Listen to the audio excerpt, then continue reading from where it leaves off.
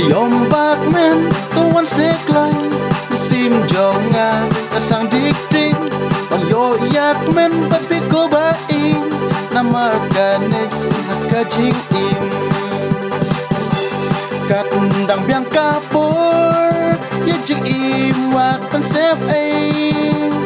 kat dang biang kapur ye jing im wat pan sep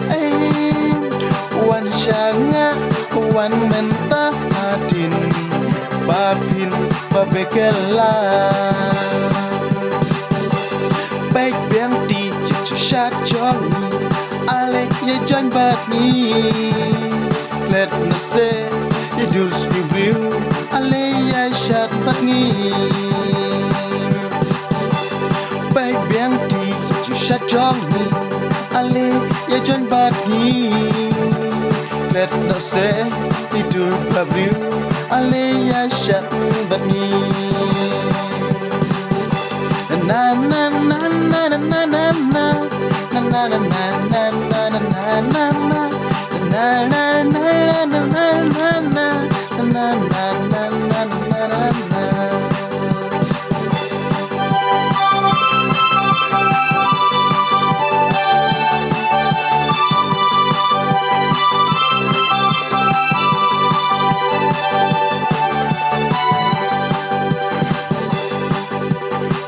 Shuti ye pinta la boy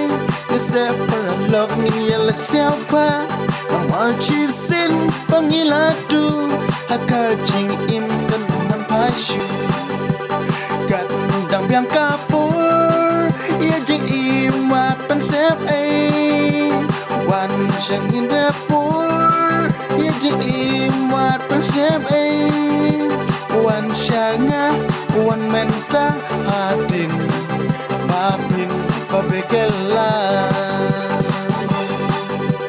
baik biang ti ye chat jong hi ale ye chan bat ni glad me say you do review ale ya chat bat ni